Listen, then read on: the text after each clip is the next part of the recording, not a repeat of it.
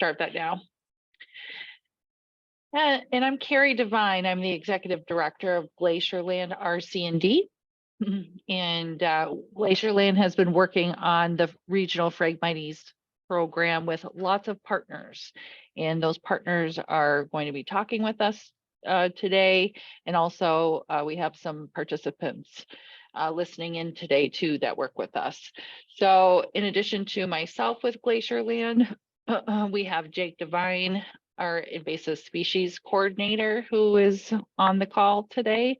We also have Elizabeth Assendorf. Elizabeth is a soil conservationist in Calumet County, and she's assisted in getting outreach for this project as well. We also have Jim Kettler from LNRP.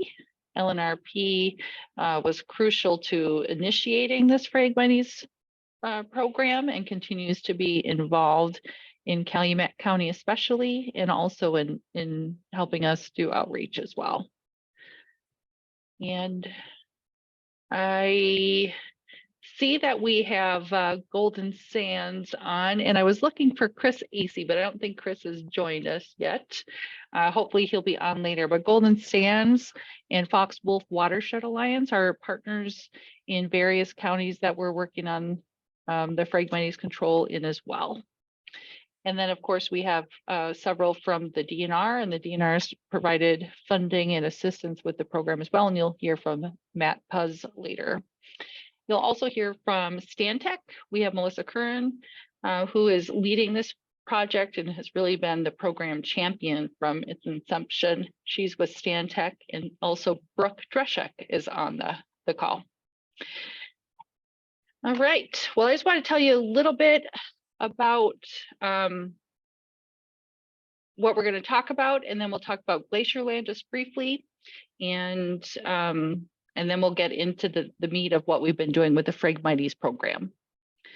So we'll start off with our welcome and introductions, and if each of you who are on the call could put your name and affiliation into the chat so everyone knows who's who in the zoo, that would be great. And then we'll move on to Melissa Curran with Stantec, who's going to give you the meat of the program, talk about the background, data management, what's unique about this project and how we're implementing it. And then we'll hear from Matt Puz, who's going to share the state Phragmites management plan, and also share how the DNR supports Phragmites control with funding. And then we're going to let you know how you can help with the Phragmites project. And then we'll have a good solid 15 minutes for question and answers.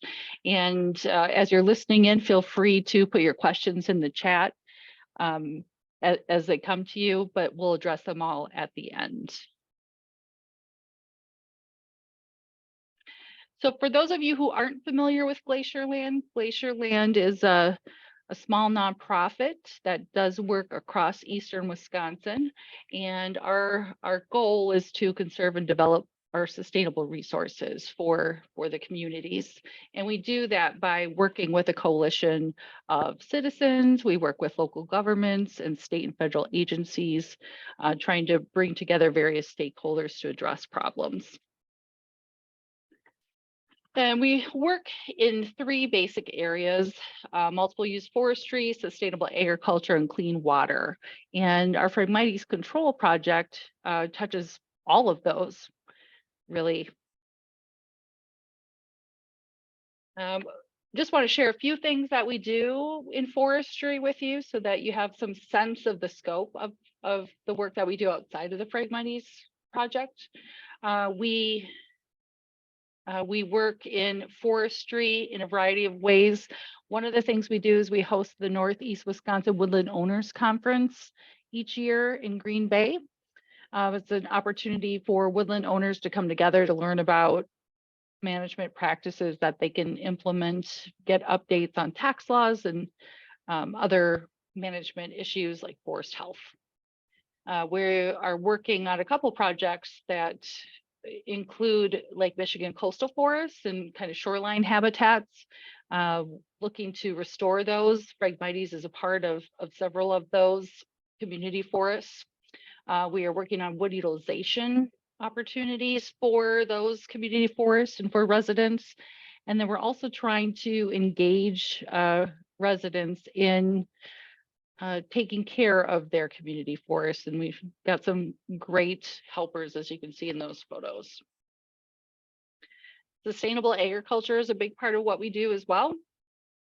We have a team that does manage rotational grazing, and we have several staff who are working on regenerative agriculture, including grazing, but also other opportunities as well. Everything from cover crops, no-till, right through the grazing.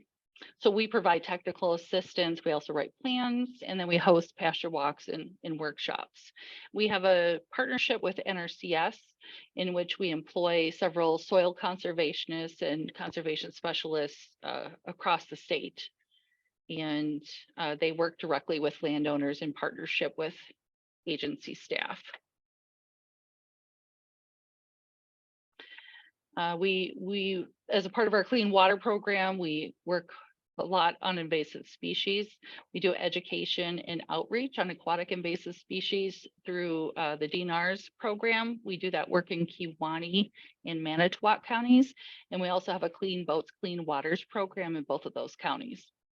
In addition, we manage a cooperative weed management area called LISMA, or Lakeshore Invasive Species Management, which is a collaboration of people who are working on both aquatic and terrestrial invasive species.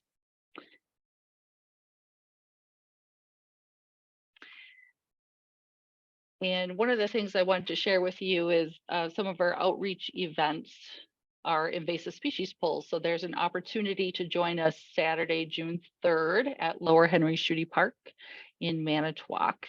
If you're interested, you can pop something into the chat and we'll make sure that you get added to that list and get additional information. And I want to kick it to Melissa now. Melissa is going to talk about our Phragmites control program. Melissa, if you just want to let me know to advance your slides, I can do that for you. Great. How am I sounding? Good. Okay. Thanks everyone for attending, and thanks Carrie for kicking this off and organizing this. As Carrie mentioned, I'm Melissa Curran with Stantec. I work out of our Green Bay office, but really I work primarily across the Midwest, mostly in Wisconsin. And this Phragmites project has been sort of a passion project of mine for over a decade of my life, and likely more decades to come working on this issue. So what I'd like to do is, if you can scroll forward, I'll just briefly talk about the agenda that I'll go through. I'll give you a kind of a high level overview, roles and responsibilities, so you understand who all the players are, what we do. We have a pretty sophisticated data management program that we've developed for this project. So I'll sort of walk you through how we do that, what sort of data we collect, what are we learning from the data that we're collecting, and certainly go through some examples. And then we are going to introduce the DNR to speak about their regional Phragmites planning efforts, and then we'll come back and talk about our long-term strategy that involves the interns and some action items that we hope everyone can help contribute. Let's go ahead, Carrie. So in a very basic sense, the purpose of this project is to protect and enhance the resiliency of the Great Lakes region. And we do that by really investing in building in this grassroots effort to manage problematic invasive species. And in particular, Phragmites is the enemy number one, if you will. We do also track a similar level of effort for emerging invasive species like Japanese knotweed. We sort of, get occasional funding for that, and we do write that into our management plans. But really, this has been a targeted effort to manage Phragmites across a regional scale. And this was really initiated in 2012, really in Manitowoc County. There was a pretty invested group of local citizens, in part, individuals that were pretty heavily involved in county government, really reached out to me and said, can you help us find some grant funding? We know there's a lot of grant funding going towards Brown County and some of the other counties investing in Phragmites control, but really there was an issue that wasn't being addressed in Manitowoc County. So that's really where it started. and primarily with Lakeshore Natural Resource Partnership, again, with these local champions that just wanted to see change on their landscape. And this has really grown to now a 10-county region that we're working in from the efforts that we started with a local group in Manitowoc County. And right now it's a very collaborative team of several nonprofits. Some of the main ones are Glacierland and LNRP, but certainly as we expand to other regions, we're picking up more nonprofit partners like Fox Wolf Watershed Alliance, certainly Golden Sands RC&D. We are working with all the municipalities, so at the county level government, plus all of the villages, townships. So it's a significant group of people that we're trying to mobilize around this issue, and certainly consultants and landowners. And right now we have thousands of landowners enrolled in this program. So it's grown to quite a big project. And I'll show some slides later about the acreage that we treat annually, but it's hundreds of acres, thousands of landowners that we're networking with, and it's a pretty big public outreach and education program that goes along with it. So go ahead, Carrie. So what this slide is, I'll talk a little bit about, exactly where we're working, but what you're seeing in this imagery is how this project has evolved.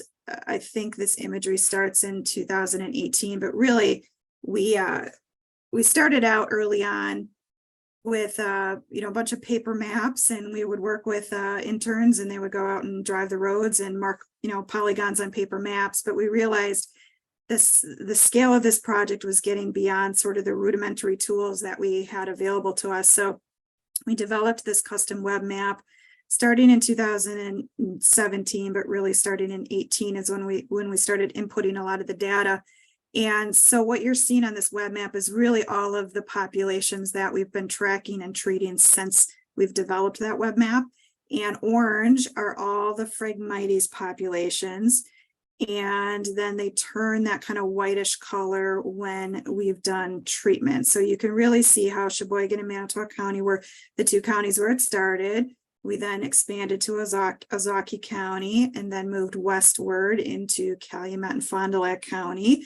Most recently, we incorporated a lot of data from mapping that had been previously done, not by our team, but by Bay Lake Regional Planning Commission in Kewaunee County. And now we're actively mapping in Winnebago, Waushara, Outagamie, and Brown County. So you can see kind of the extent of sort of how our mapping has sort of preceded the effort to invest in the control. So at this point, we have grant funding, and we're actively treating in the 5 counties of Manitowoc, Sheboygan, Ozaukee, Fond du Lac, and Calumet County. And Kewaunee County is going to be newly added this year because we were lucky enough to secure some grant funding to start treatment in 2023. But we're really forward thinking, and so we're starting the mapping in those additional 4 counties of Winnebago, Waupac, and Outagamie, and Brown County. So we don't have the funding to do the treatment yet, but really the initial stage of mapping is underway. So how we sort of frame up this project is usually there's a small investment of grant funding, and we've been very lucky to get grant funding from DNR. Usually it's anywhere from $5,000 to $10,000, and we use that to work with interns, and they drive every single road in a county. They usually spend their winter break. We typically target interns that are in school, have some sort of natural resource background or interest, and they spend their winter break driving every road in a county. And really we provide a digital web map for them. So we have an iPad that has a data layer map on it. And it really, every time they see Phragmites, they stop, they draw it on the iPad, they take a photo, and then continue on. So usually it takes about 3 weeks for most of these counties to drive every single road. And we get a really good snapshot of where Phragmites is, but we certainly don't get all the populations. We do it in the winter because Phragmites is still very easy to identify in the winter. Typically, you can see through ag fields, farmers' crops are off, so it's a really good time to see down ag ditches or into hardwood swamps where the canopy cover is off. So in my opinion, it's the best time to do the mapping, and that's when the students are available. So it works out really great. And then once we have the mapping done, we typically draft a management plan, and we use the DNR's guidance for how to develop a management plan for invasive species, because then we're eligible to take advantage of some implementation money when the plan is approved by DNR. So really, DNR has been pivotal in getting this project up and running, not only from the initial small amount of funding to do the mapping, but then also the early stages of funding. And typically we fund counties in phases. So you can even see this screen that's kind of stalled right now in Fond du Lac County. You can see we've been treating just the eastern side of Fond du Lac County, and that was really our phase 1 project area. And then we go back and apply for additional phases, because really the amount of money that's available from DNR through their surface water grant program is not enough to treat an entire county. So that's sort of been our model, is initial mapping, write a plan, get some initial funding in phases, and then we use that to leverage for larger pots of money that we can secure from federal agencies. And right now we've secured over the last decade about $5.1 million to specifically work on Phragmites control. So that's been a huge success, in my opinion.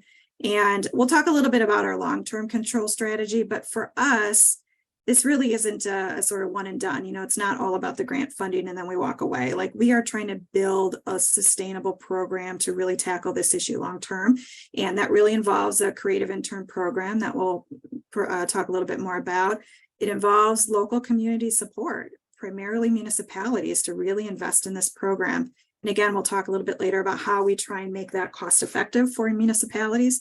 And we're always looking for creative funding streams. So go ahead, Carrie, if you can move forward.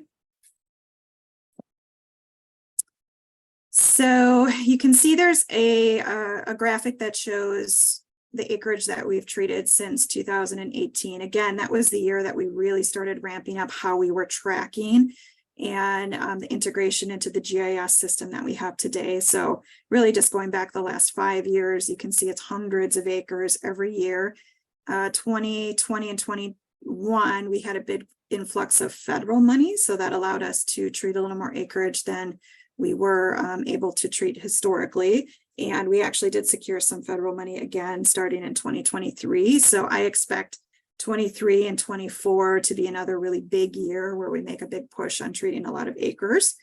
And I did mention kind of the lead nonprofit partners that are primarily Lakeshore Natural Resource Partnership and Glacierland.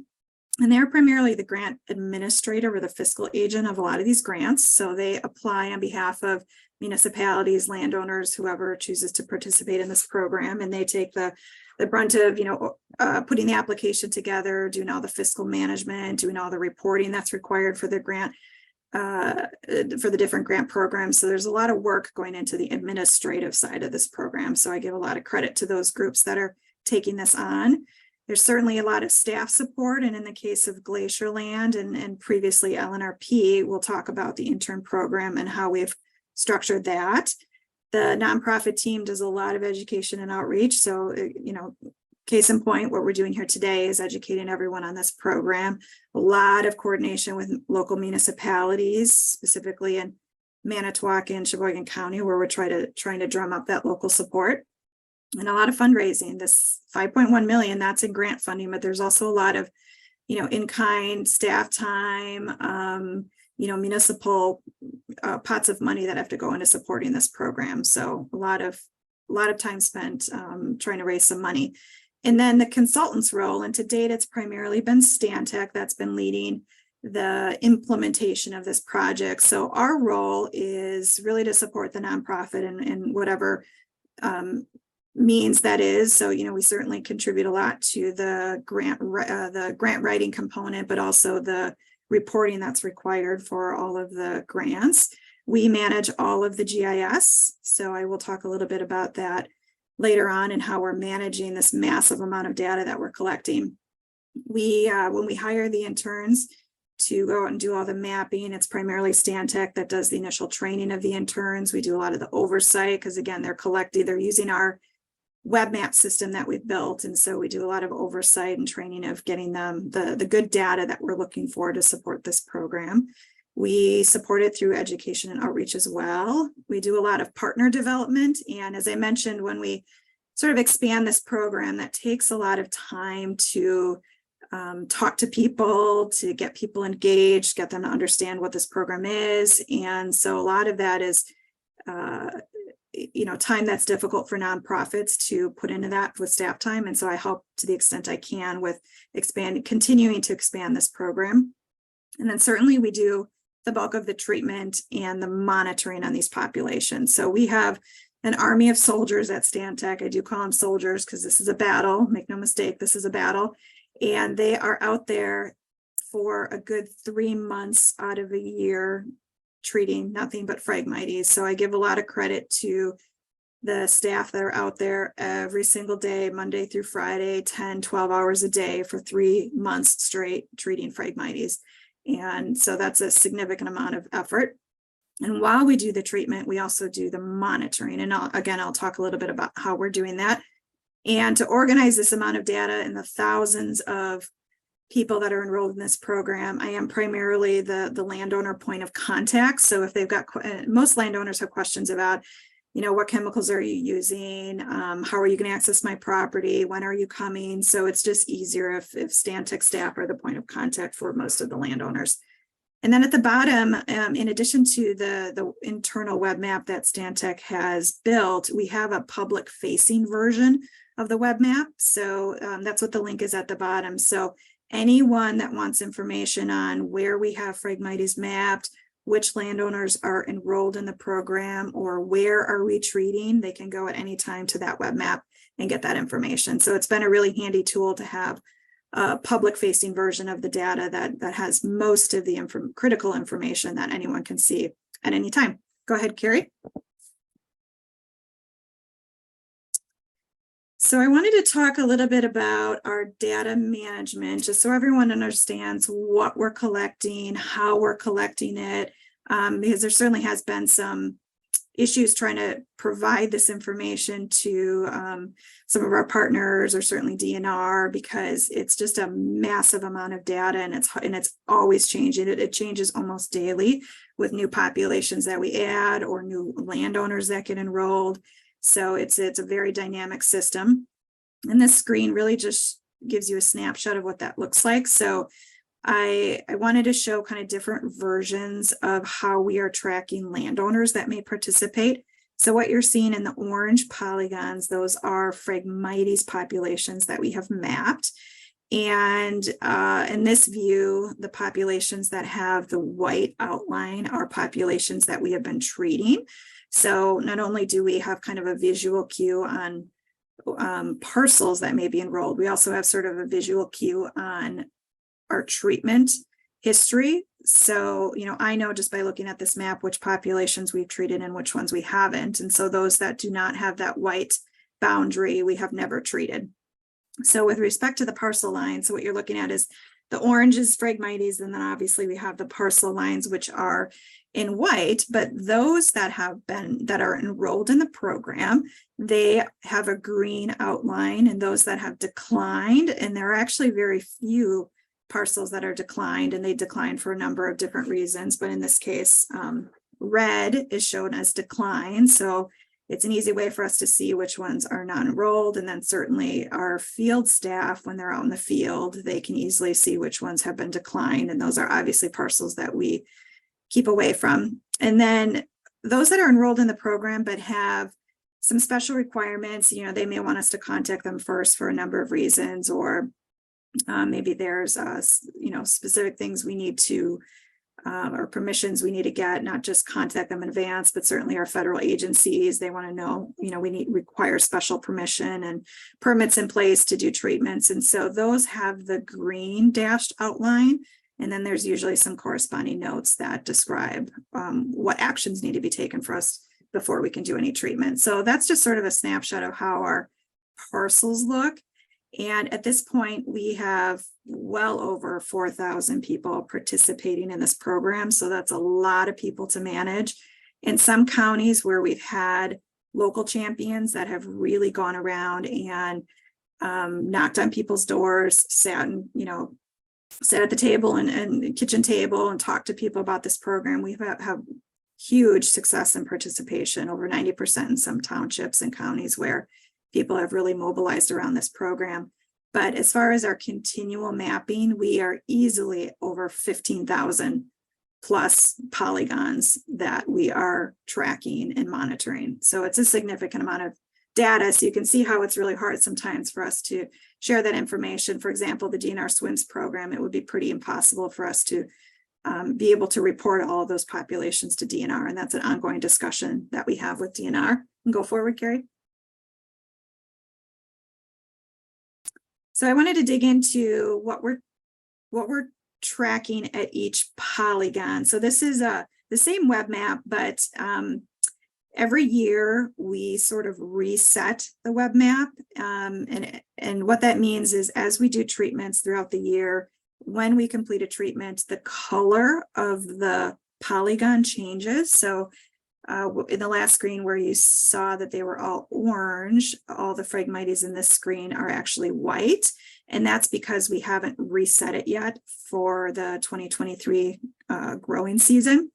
So these are the results of our 2022 treatment, where all the ones that are in white we treated. The gray one, that's one that's considered partially treated. And you'll notice that we actually don't have permission for the 2 parcels that are to the north, where it kind of expands across the parcel line. So we treated the portion where we had access to, but then we didn't treat the portion where we didn't have access to. So it's a way for us, again, these visual cues for us to easily identify which population we treated in its entirety and a population where we treated just a part of it. And by and large, we try to get permission for an entire population before we do treatment. But in this particular case, the landowner has lots of other populations that we're treating on their property. So it just made sense to treat what we could within their property, and then what isn't in their control, we unfortunately weren't able to treat. But the one that's highlighted that is, it has a little text box next to it. That's the one that I sort of wanted to do a deep dive into, showing you all the data that we collect. So each polygon has a unique feature ID, and that's how we reference these populations. That's how we can sort them. We can easily find them in our web map. We just have to know what that feature ID is. And at the top, that's it's what we would call Manny 459. And so we can easily find it, talk about it internally, talk about it with our partners when we have that feature ID. And every single population has its own unique feature ID. And we certainly record the species. Obviously, we're here to talk about Phragmites, and that's the bulk of what we are tracking, but we also manage Japanese knotweed. We also track and manage teasel. So there are definitely other species that we are tracking and managing in this way. We collect information about who collected the data. So a lot of times we do get population information from DNR or maybe county government. And so we always keep track of who reported that population. There is an initial percent cover, and that's different from annual percent cover. So the initial percent cover is really just what it states is before treatment, what was the percent cover of the target species within the polygon that we have mapped. So in this example, the initial percent cover is in that 75 to 95% cover class. And we do then, as you'll see, collect a new cover class for every year that we do treatment and every year that we're doing monitoring. So we are tracking change in percent cover over time for every population that we are managing.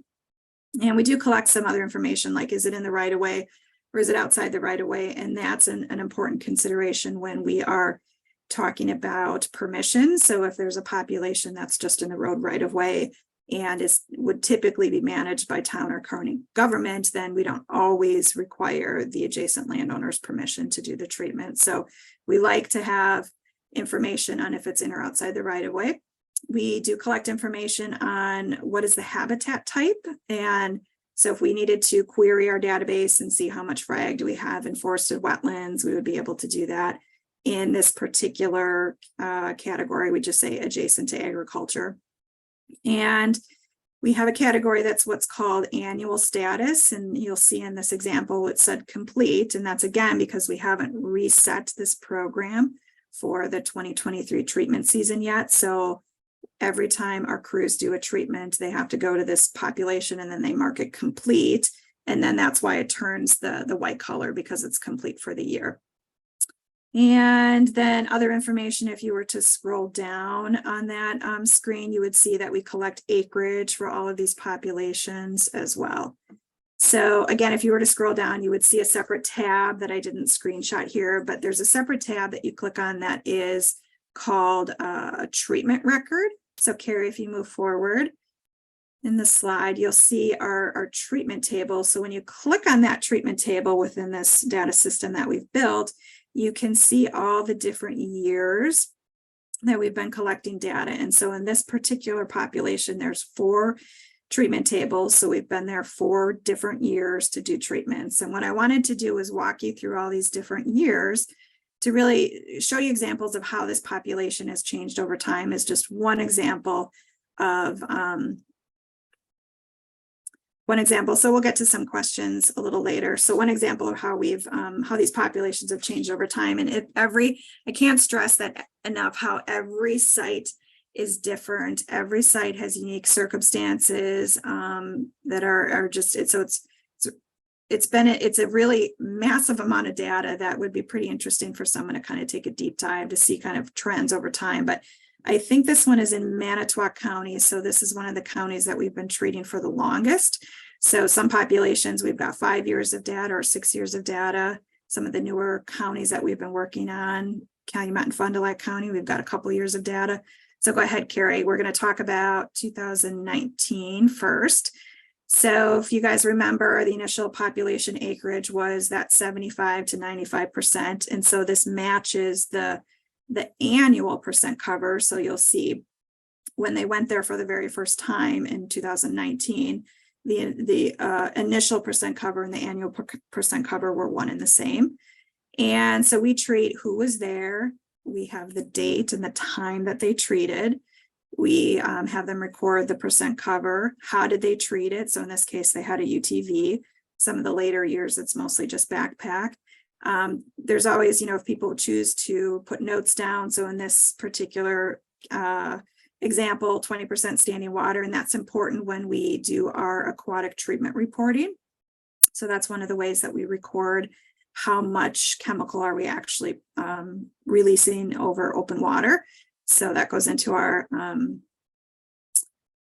reporting, and then we collect a photo. So this just shows an example of what this population looked like in before it was treated.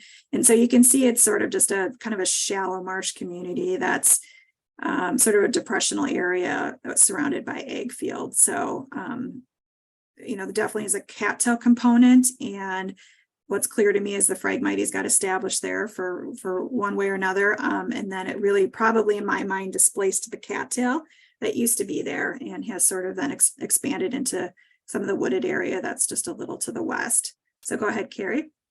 We're going to take a look at what the site looked like in 2020. So again, same population, but now you see this new treatment table. So there's a new date, a time, a different person that was there. You'll note the annual percent cover, 10 to 25%. So that's down from that 75 to 95% cover. It's very unusual for us to get 100% kill where we see nothing coming back, especially a big site like this. If they had a drive through the population, they probably snapped off some stems that didn't get good herbicide contact. But it's unlikely for us to see nothing coming back the following year. So that 10 to 25% is pretty typical. You can see that they treated it with a backpack, and there was some standing water, and they recorded how many ounces were for our treatment reporting.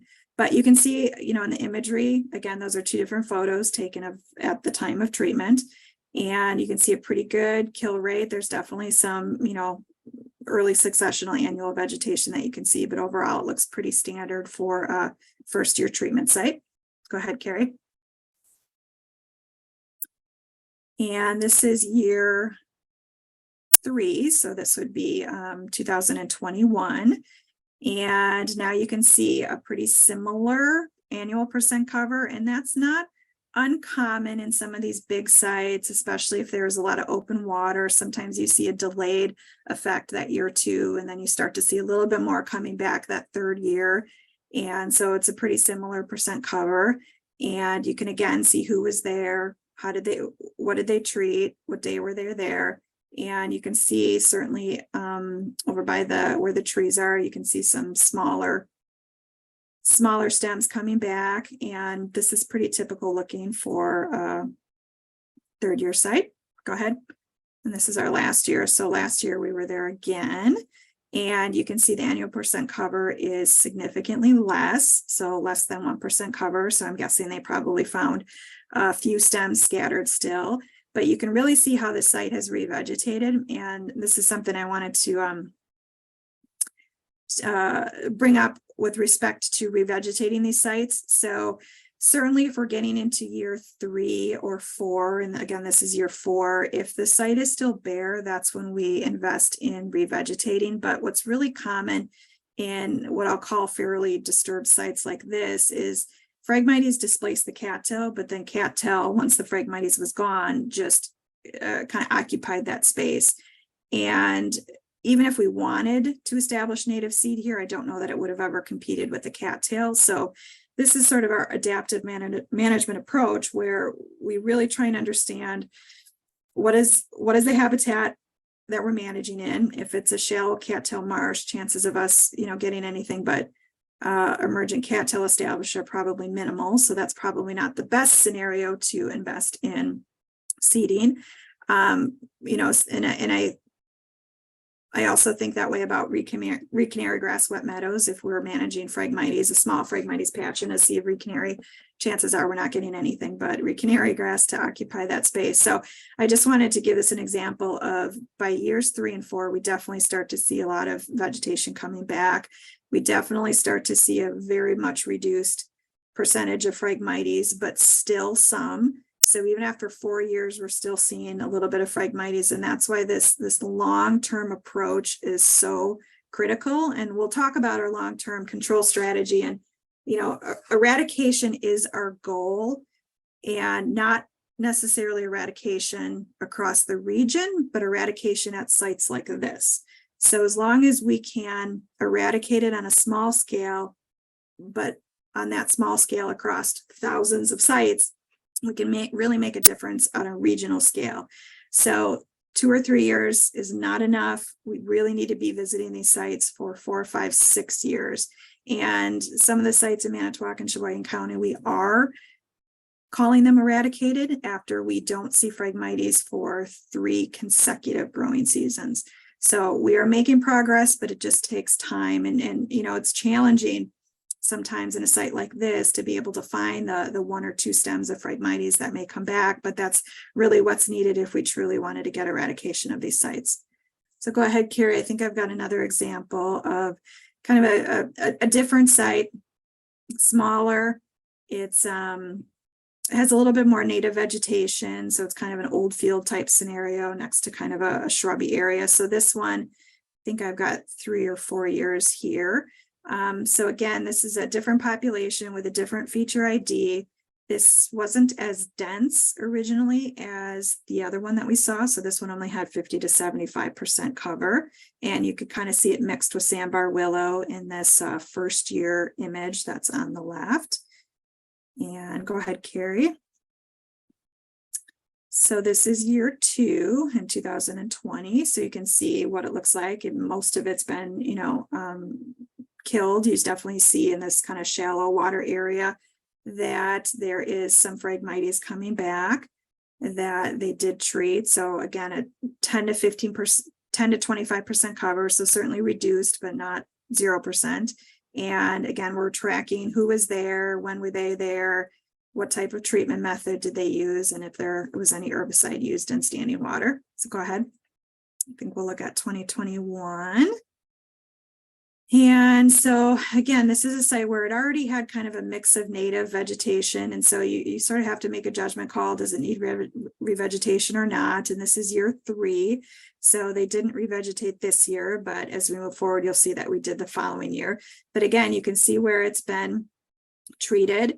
You can see we still have that 5 to 10% cover, so it still requires someone to go through and find all of the random stems that you may see and treat them. So it's still a pretty big level of effort. Go ahead on 2022. And so here in the year 4 is where we see that really low percent cover, that 1 to 5% cover.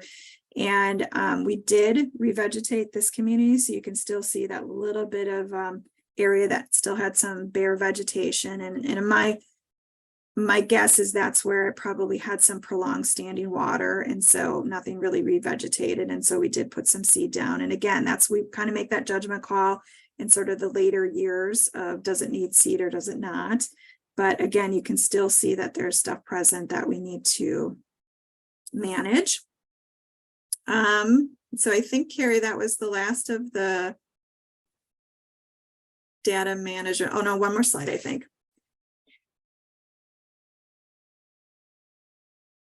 Yeah, so I wanted to just give an example of, you know, every site is unique, every site is different. I think the sites that we have the most challenging level of effort and where it's really going to take a lot of time is in these big hardwood swamps. So these kind of smaller populations that are adjacent to ag, we've got good access. They still take, you know, 3, 4, 5 years to get it under control, but these hardwood swamps are going to take much longer.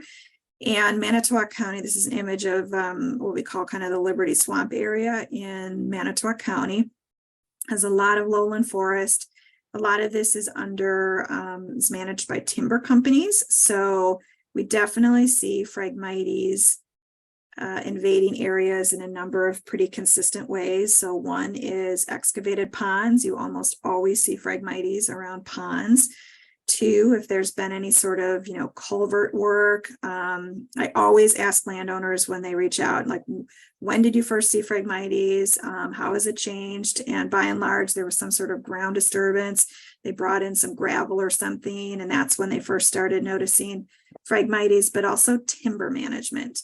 So a lot of landowners, when they've had their forests logged, that's when they start to see Phragmites coming in their hardwood swamps. So this is a scenario where it just takes an army to go through some of these populations, and oftentimes we cannot get equipment in these areas. Oftentimes they are very wet, so the staff that are working in these areas are not only in, like, you know, knee boots, but they're in chest waders going through some of these swamps. So it's incredibly hot, buggy, challenging work to get through these. And that's what's so great about some of the interns and the staffing that we put towards this project, is if we can get, you know, 10, 15 people out there at one time, it's not too difficult to go through some of these areas, but it just takes the manpower and the work. And what's sort of concerning for us in these hardwood swamps is, as we're seeing a lot of ash die off, that's the perfect scenario for Phragmites to invade in that open canopy, really wet area. So getting control of Phragmites in these hardwood swamps is critically important in our opinion. And every county is different. You know, Manitowoc County had a lot of it, but a lot of hardwood swamps. But once we move up into Brown County, Oconto County, that's when we're really going to start to see some pretty challenging sites to treat. So that's just a consideration when we think of this long-term investment, is how do we manage some of these really, really challenging sites. And I think, Carrie, we're going to open it up now to hear about the DNR's program, and then we'll come back. Yeah, thank you, Melissa. That was great to have all of that background. And Matt, are you ready to share? I am indeed. All right, you should be able to do that. Okay, is that coming through? It is. Yep. Cool. Hey, well, good morning, afternoon, everyone. I want to thank Glacierland and Carrie for inviting me here today. I'm Matt Puzz. I'm the statewide wetland invasive plant specialist with the Wisconsin DNR, and I'm happy to be introducing WDNR's Phragmites statewide management strategy. We're all familiar with Phragmites, so I'm not going to spend any time discussing the plan itself, but instead I'll focus on why a statewide strategy was developed and what it's meant to accomplish. I'll also go over the 3 sections that make up the strategy, and I'll highlight a few key sections from each of those parts. So first, why a statewide strategy? As many of you are aware, obviously, the negative impacts of Phragmites are well documented. And so because of these impacts, it's a priority invasive species for control, both in the state of Wisconsin and more broadly throughout the Great Lakes region. And as such, it was important to assess the current state of Phragmites in Wisconsin and develop a science-based path forward for management throughout the state, which incorporated the knowledge, the successes, the failures, all of that collected and cataloged in Wisconsin and by regional groups like the Great Lakes Phragmites Collaborative where appropriate, and identified where we were falling short of opportunities to better communicate, coordinate, and collaborate both statewide and regionally. We also felt it was important to begin to develop minimum standards for data collection and management, especially for projects funded by DNR Surface Water Grants Program, and to start to fill many of the research gaps that still existed within Phragmites management, again, within the state and regionally.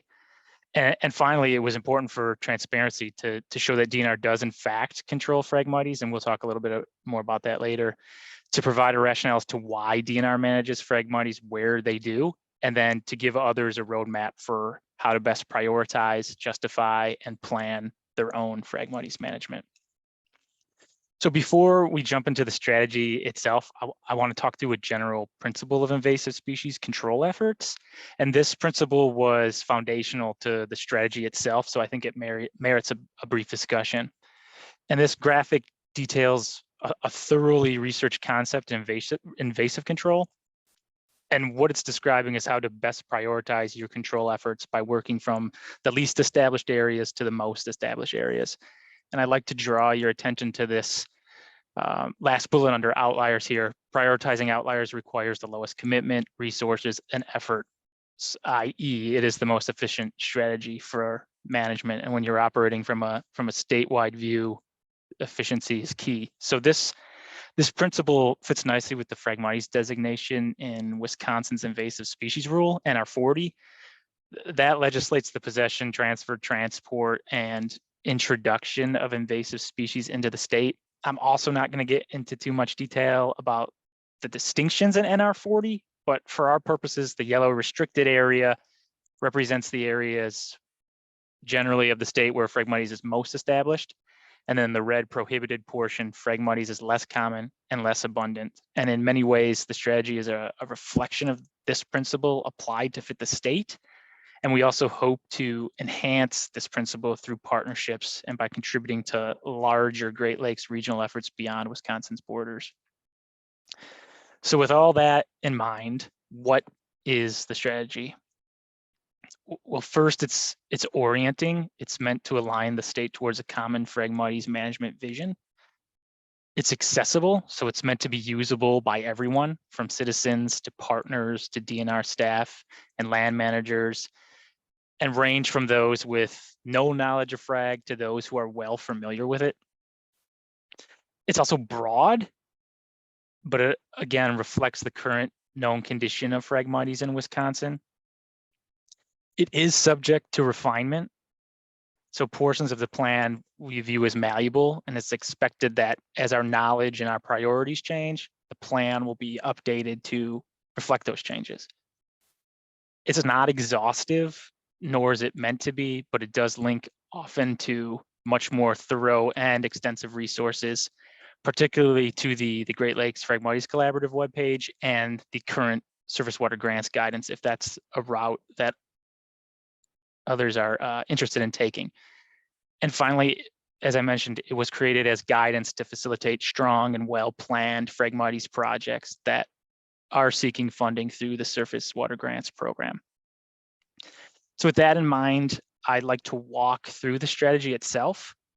It is split into 3 parts, and each builds off the previous section. As I mentioned, the strategy is meant for everyone, and that includes those with limited knowledge of the plant and how it works. So with that in mind, part 1 answers just that. This is the plant and this is how it works. So part 1 describes Phragmites' impacts and ecology. It details the plant's biology, specifically the role of the root-like rhizome system. Perhaps most importantly, it describes Phragmites phenology, or its life cycle timings, breaking them down into distinct phases, and then discussing what happens physically to the plant during these different life cycle phases. And this will become especially important as we move on to part 2. The remainder of part 1 then describes the different spread mechanisms, the differences between the native and the non-native subspecies. And finally, it ends with the potential hybridity of the different species.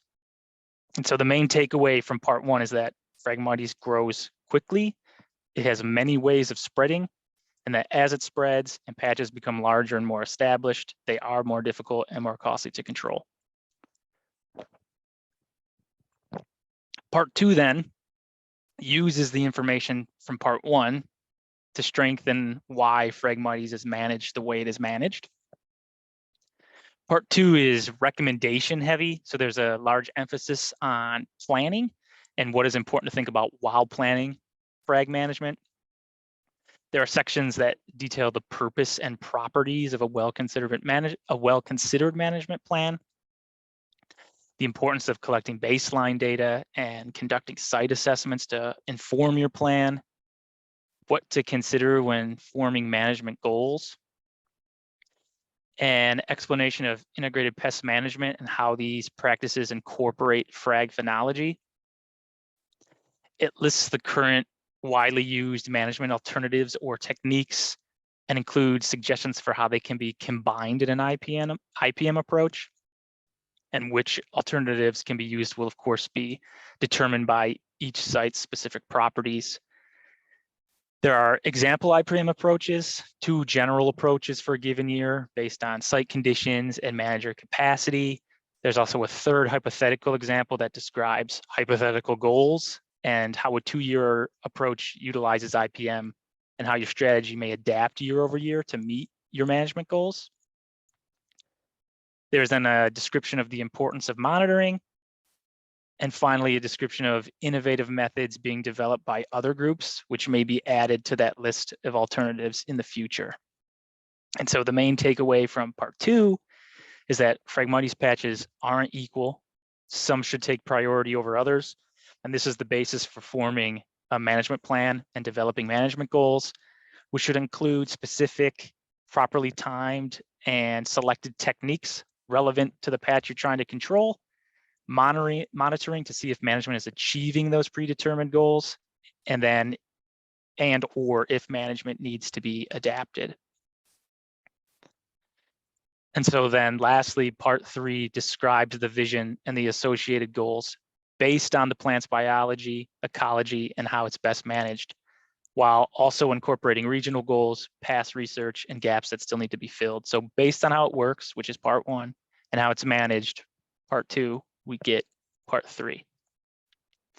And so here is the vision we developed, and I'll just read it quickly. And we aim to reduce the overall impact of non-native Phragmites australis in Wisconsin by prioritizing pioneering patches within the prohibited counties, especially near or within high quality or sensitive areas, through a long-term coordinated collaborative landscape scale IPM approach. And this vision is threefold. It doesn't look to eradicate Phragmites, but lessen its impact where possible. And we're still hashing out the particulars of what this means, but my general sense is that it will be related to overall Phragmites population numbers, sizes, and distribution, as well as to an assessment of non-target impacts and non-target plant recovery. So it gives site prioritization criteria, specifically pioneering patches in prohibited counties or near or within high quality or sensitive areas.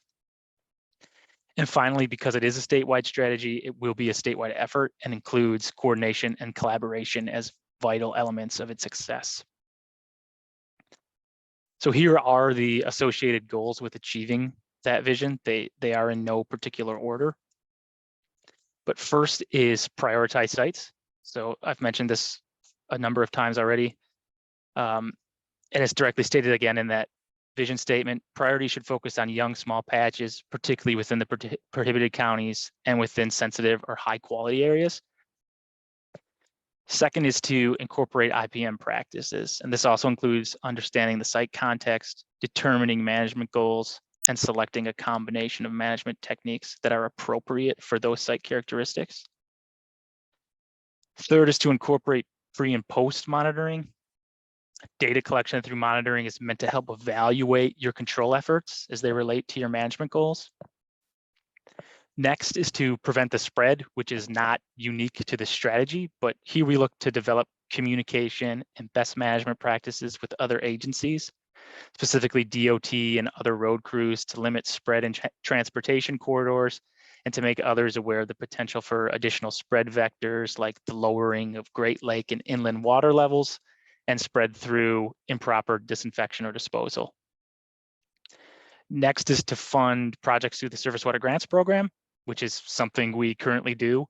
It's expected that proposals for these criteria the proposals for these grants will detail assessment, planning, and management by following the rationale described in the strategy, while also incorporating criteria from the program in an effort to add extra muscle to their projects. Next is the Great Lakes Phragmites Collaborative specifically has a tool that's called the Phragmites Adaptive Management Framework, or PAMF. And this is a regional group that has been doing some great work on the Phragmites Fund for some years now. For those of you who are unfamiliar with this tool, in the words of the collaborative, it's an adaptive management and collective learning program that anyone managing Phragmites can join. So participants from around the Great Lakes region submit Phragmites monitoring and management data.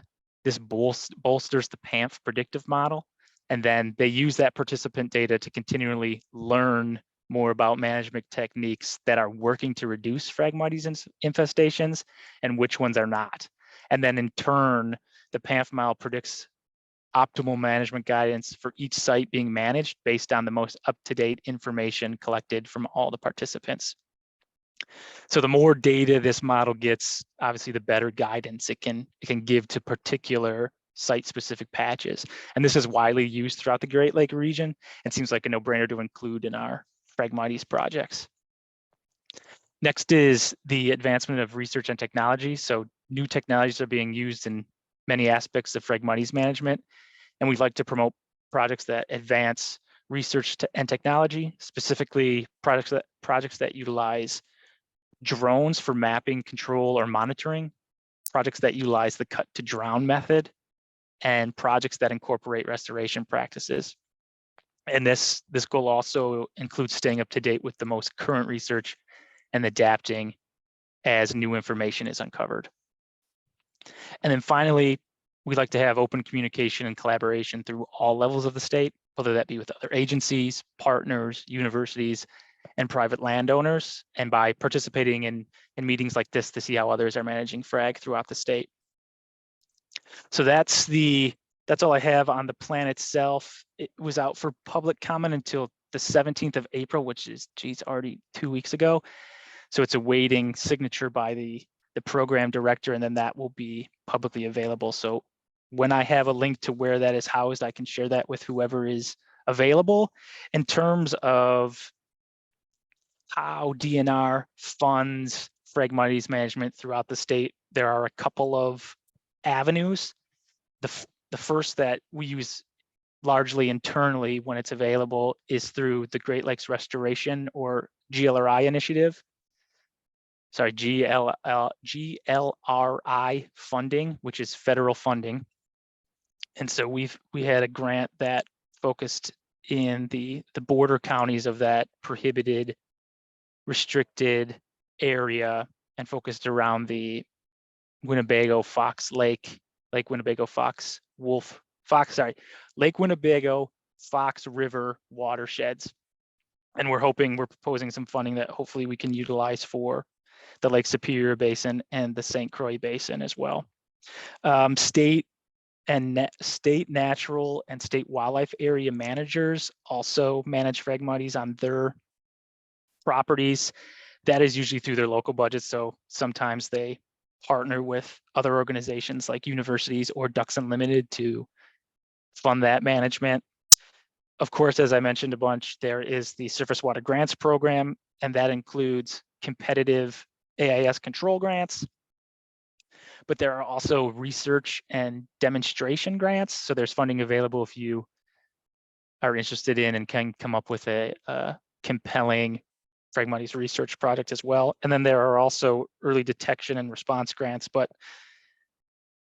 and I think there are some other AIS coordinators on the call that can correct me if I'm wrong here. Those are only available once for pioneering populations in restricted counties, I believe, and then there are more options available for new populations in prohibited counties. So there are a wide breadth of avenues for funding. There is also, obviously, if you're regionally inclined and interested, there is this funding through Glacierland and Stantec that you can always be enrolled in as well. So that's all I have. I think we're sharing questions till later, if that's correct, but. Yeah, thank you, Matt. We'll hold the questions till the very end. Sure And thing. If you want to stop sharing, then I will share my screen again.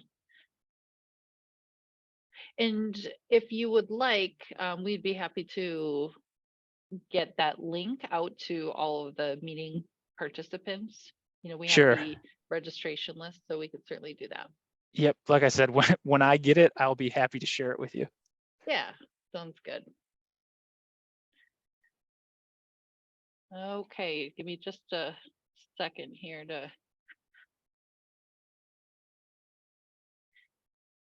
share my screen.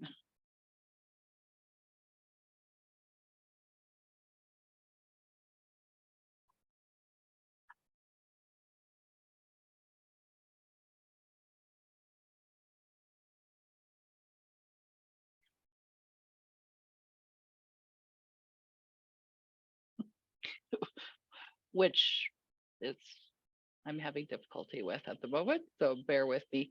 Maybe someone does have a question they want to ask now. Dan Blair, I saw you typed a question in the chat. Would you unmute yourself and ask that question while I'm dealing with my screen challenge?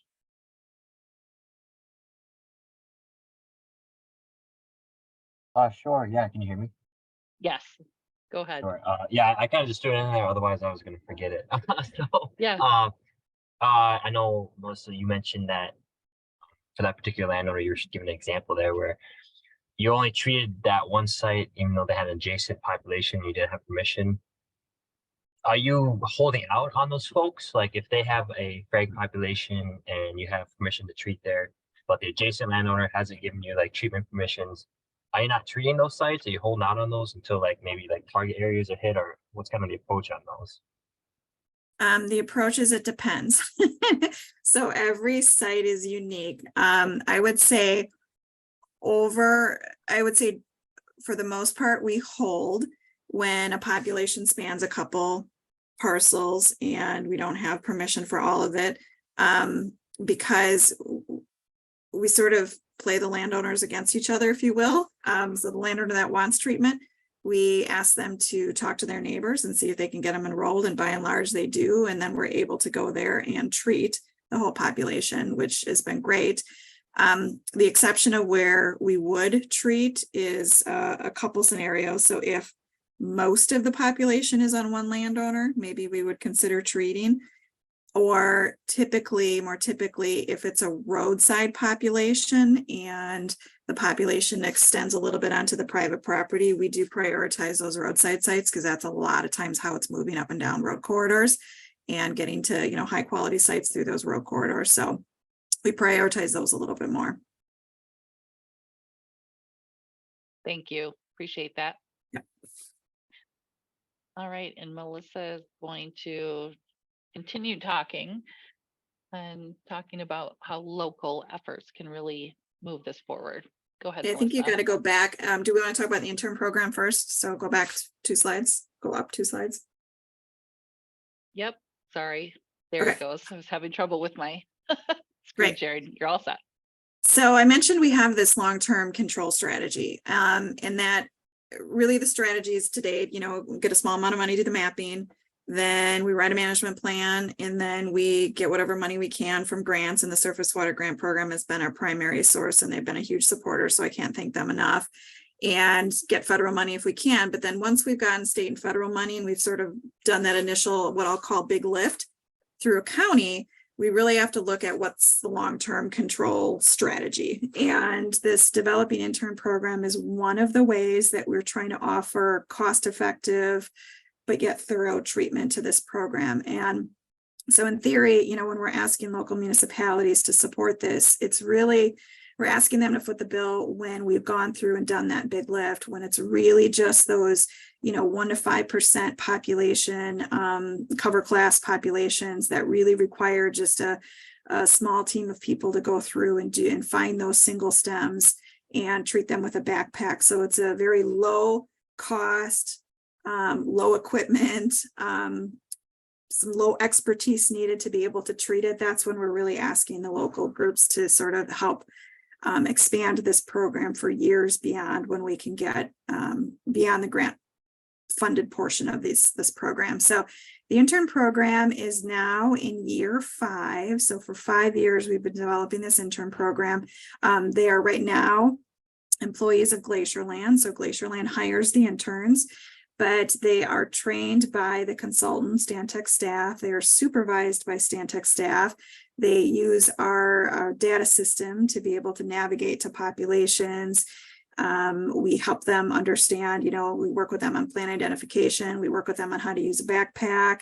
So we do all of that kind of professional training for them. But then once we feel confident in their ability, they really work as independent as we feel they can. So we are targeting college age students that have some interest in natural resource background, and they work with us throughout their whole summer. So we'll typically get them at the end of May, and then usually they go back at the end of August. So we get them for 2.5 months. And Phragmites, as most people know that work in this industry, you typically don't start treating Phragmites until a little later in the summer. So we've been pretty lucky that we've been able to find some other work for them to fill that early season, doing work at other sites. And that's been the case last year and this year as well. So we're looking forward to the intern starting in 2023. But this is really a mutually beneficial arrangement, I feel. So the interns are required to get certified to be able to use herbicides. So they have to take it upon themselves to do studying and pass the tests, and that professional certification transfers with them. That's theirs. So they can use that for future jobs if they're interested, put it on their resume. So it's a really good resume builder. They learn a lot of get a lot of natural resource experience. As I said, every site is different. So they have to be able to work in hardwood swamps or, you know, work in sedge meadow communities. So they're going all over these counties, thousands of different sites that they're going to every year. So they get a lot of different experience. They're running into, you know, the gamut of, you know, scenarios, high water, really buggy situations. So they certainly a crash course in how to be a field biologist. They also develop a lot of leadership skills. So when we do our training, we really have them work independently, and they need to know how to navigate to these sites, to safely use chemicals. They need to know how to talk to landowners. They need to know how to, if they've got any sort of problems, they need to be able to problem solve on their own. They need to work in a team. Generally, at a minimum, they're working with 2 people, but more common on some bigger sites, there's a larger group working together. So they need to figure out how to work as part of a team. We never send people in the field alone. There's a lot of critical thinking. Again, every situation is different. So they need to figure out the best way to navigate through a site when they're doing their treatments. They need to figure out how to work efficiently. They need to have a high degree of professionalism. So we are by and large working on people's private lands, and people know we're there. They're watching us. They have to be professional in everything that they do, and they have to have a pretty strong work ethic. So this is really, if any program is going to build this sort of leadership, it's this Phragmites program that's really going to give them that that baseline understanding. And a lot of times we're getting, you know, certainly last year we were getting students that really didn't have much field experience. So this is really some of the first experience that they have in working in outside and natural resource settings. So there's a lot of, you know, some of the students, the interns can get college credit if they want to.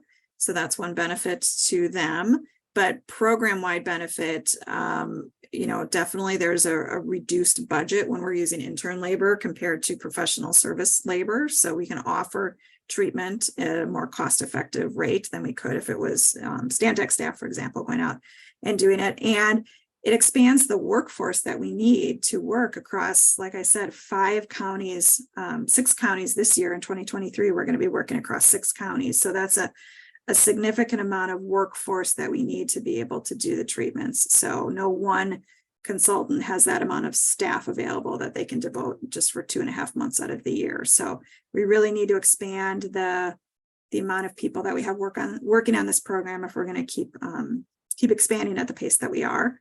So I think, go ahead, Carrie. So long-term plan, as I mentioned, when we feel that we've exhausted the grant sources, we still need to fund treatments. And again, this really low-level treatment. And so right now, that is the case for Manitowoc and Sheboygan County. We've proposed just about all the phases that we can with the DNR Surface Water Grant Program. We've received a lot of state money, federal money from EPA and from other federal sources to be able to do the treatment in those 2 counties. So really, we're at this really low kind of maintenance level of effort.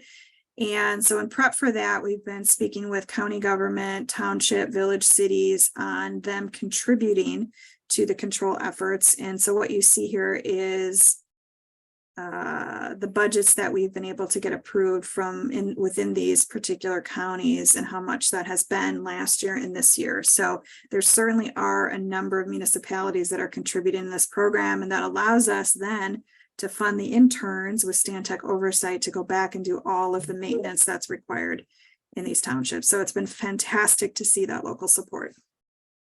Go ahead, Carrie.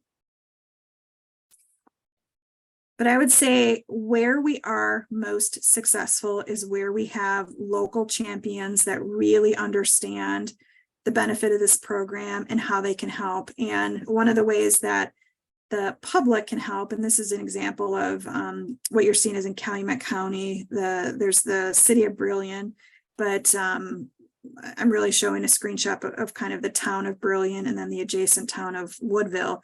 There is a local supervisor in the town of Brillion that has just taken it upon himself to go out and make sure that we've got all the populations mapped. He spends a significant amount of time talking to local landowners. And what's great about township level support is they know all the landowners. They know them by name. And so they can go, they see them, I'm sure, at the local coffee shop or the local co-op, and they can really be a lot more effective in getting landowners enrolled than we can when we just send them a letter in the mail. And so one of the ways the public in this particular supervisor is from our public facing web map, you can actually report invasive species populations. So on this map, you see these little yellow notebook looking images. Yeah, those little icons. So that's when you go to the public web map, you select on that icon and then you put a point on the map. And then I actually get an email and then it shows up on our internal map, these little icons. So that's an easy way for the public to let me know when we've missed a population. And so he's gone around and he's collecting, he leaves me little notes on where all these Phragmites populations are that we've missed. And then he's also checking the public web map to see which parcels are enrolled. And then he goes and talks to the landowners of those that we have missing permission. So in townships of, like the town of Brillion, we've gotten a significant amount of people enrolled in this program because of the local champions on the ground. And so as this program continues to expand, we need to rely more and more on those local people to make sure we have everything mapped and to make sure we get as many people enrolled in as we can, because we hate it when we see landowners that just didn't know about the program until much later, beyond when we have grant funding, and then it's costly for them to enroll in the program because they've got to foot some of the bill and we're not able to use that grant funding. So I think then, Carrie, we were going to talk about call to action. Do you want me to go down through this list? Yeah, okay, please do. So as this program continues to expand, we really need as much help as we can. So funding support, certainly I want to give a lot of kudos to DNR for helping, certainly with the initial mapping, funding through the Surface Water Grant Program and other ways that they help. So funding is always going to be needed for this program. I think as we, envision treatment heading towards, Outagamie and Brown County, there's going to be a pretty big level of effort that's going to be needed to really make a meaningful impact at that scale. So all the help we can get from local, state, federal grants is needed. Continue to expand the local municipal support. So that again comes in a variety of different ways. So not every municipality can financially support this program, but they can, if they can, that's great and that helps. But if they can't, they can do a lot of mapping and outreach support. So much like the example that I said for the town of Brillion, it is so important for us to know where all the populations are and to get those landowners enrolled. So at the very least, again, to help us with that aspect of the project is absolutely huge. Local municipalities also help support this program by offering staging areas and water sources. So, a lot of our staff that do this work come out of Green Bay. So it's inefficient for us to haul all the equipment from Green Bay that we may need to work in a specific area. So when we're working down in Manitowoc, Fond du Lac counties, we have mobile staging areas. And that's typically at county government, and they offer a place for all of our equipment to stay overnight. We've got trailers that we have a lot of herbicide that we store, all of our specialized equipment. It's kind of a meeting area in the morning. So if the interns are coming from, one area, we've got staff coming from Green Bay, we've got staff coming from other offices, Stantec offices, they all meet at that kind of field location, if you will. And a lot of the municipalities offer water sources as well. So again, we don't have to be transporting water from some of our offices. So, and access to a high capacity well has been huge because it takes, a good hour to fill up a 350 gallon tank if we're just using a water hose. So having the local area and the water source has been a huge source of efficiency for us, but it's also a source of match. So Carrie and Jim from Glacierland and LNRP can certainly attest to some of the challenges with finding the match to some of our state and local grants that we get, and having municipalities support this effort, but then document that effort in so we can use it as match has been hugely helpful. So I'll come back to the intern program, but permit flexibility, the DNR has also been really great about the NR 107 permit that's been needed to support this program. So that's needed when we apply pesticide in areas that have standing water. We need a permit, and that's most of the cases for Phragmites were treated in those areas. And you can imagine a project of this size and the need to always be enrolling landowners. It's hard to we really need flexibility so that when we identify a new population or we get a new landowner enrolled, that's covered underneath a permit that we may apply for early in the growing season. So the DNR has been incredibly flexible about how that permit looks, what does it cover. So I hope that continues. Grant reporting flexibility. So certainly with the DNR grant program, there's a lot of reporting requirements that sometimes are challenging when all of our data is in this kind of custom web map that we have. So sometimes there's been hurdles getting the right information to DNR in a way that makes sense for everybody. Identifying that local champion. So as we expand this program, finding those people that really care about this issue and want to invest the time has been is something that we're going to need, and we're going to need a lot more of it. And then going back up to the intern program, we are always looking for good interns, and we're actually having conversations with some state-based conservation corps about how they can maybe help with some of their staff resources as well. So we're hoping going forward that we can collaborate with different organizations that can really help staff up this program when we need it for that 2.5 month time period. So Carrie, did you want to talk a little bit more about the intern program? Yeah, sure. And we do need more interns for the 2023 field season. So we have 5 people committed to working throughout the summer, and we probably need another 5. So if you can help spread the word, or if you know of young people that are interested in getting the field experience and all of those kind of added benefits that Melissa talked about earlier, send them send them my way. They can also see the position description and get application information on our website. And I'll just make a little plug that we also need some boat inspectors too. So you'll see those on the website as well. And we are running a little bit late, so I'm gonna hustle up and get to our questions. So opportunity to ask questions. We don't have too many people on, but I think if you raise your hand, I can call on people and we can answer questions one at a time. Elizabeth, go ahead, please.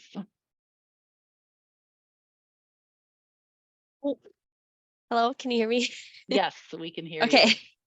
So Melissa was talking about how some of the, after the funding has been exhausted in a county, you guys can still get funding from like local governments and cities and stuff like that. But then you also said if a landowner had missed out on the program when the funding was in a county, that they would have to foot some of the bill for that. I was just wondering if any of the like funding from the local governments could cover that at all, or if that's completely on the landowner then. Yeah, yep, that's a good question. So in Manitowoc and Sheboygan counties where the state and federal funding has been exhausted and it's moved to the time in the project where local support needs to maintain what the state and federal funding initiated, that local support is coming from some of the towns. So you can see in those two counties, some of the towns provided funding, and then so that funding stays within that town. And if landowners are requesting that their property be treated, we're also asking them to contribute, and we're asking them to contribute an amount that doesn't cover that treatment. Okay. So we're trying to put all that funding together so we can treat as much as possible within the towns that are participating in that way. And if a landowner from outside of those towns wants their treated, then they would need to cover the whole cost. Okay. So it would be partially covered if they were within that town that has. Okay. Yeah, if they're in the towns, so the contribution of the towns is sometimes enough to cover all of the Phragmites treatment that needs to happen within that town, and sometimes it's not. Just depending on how much the town budget has allowed, and how much Phragmites is there. And some of the situations with the landowners are calling they're small populations and they're not that expensive to treat, but some are not. Some are more expensive, where if that landowner didn't participate in the program when the grant funding from the state and the federal grants was available, and they chose not to, or they bought the land from someone who chose not to, or they didn't know about it for some reason, what have you, then they might have larger populations, and those can be costly to treat. So Sure. we were asking them to contribute more. Okay. And then you mentioned that you also revegetate some areas, and is that just kind of based on like your observations, or is that something like a landowner could request you to come back a few years down the line and revegetate? Yeah, Melissa, do you want to address that? Sure, every site's different. So we make our own determination based on what we see when we go there for treatment. So if there's bare areas still 3-4 years after treatment, we will make an effort to revegetate it. But certainly landowners have had unique, situations that require a little bit more of a specialized, revegetation approach. But generally we're finding, not every site needs to be revegetated, but the ones that do, we make an effort. And that's part of the funding that we get in this integrated pest management program that, that DNR was mentioning. And Melissa, the treatment crews go around with seed, right? So they're always prepared to revegetate. Yep, they've got seed in their vehicles. Yep. Okay, thank you. One more question, sorry. Yeah, go ahead. Last year I was given kind of like a list of people like to contact in Calumet County. I've already gotten questions from people I talked to last year about when like if they're on that list of people to contact or people that are getting treatment or whatever. Just wondering when that's going to be sent out to me and Danny in Calumet County. As soon as I can. Okay. So I think April is when we try to send all that out. So we're a little behind this year. But probably in the next couple weeks, you can expect those lists to go out. But Elizabeth, just so you know, everyone in Calumet County is now eligible because we have funding that expands the whole county. Sure. Okay. Yeah. I was just wondering because people were asking me questions about when they were going to start. And I was like, well, I don't know. I haven't heard. So, Yeah. Okay. Thank you. Thank you for all your effort. Yeah. Thanks, Elizabeth. Other questions? We have a few minutes left.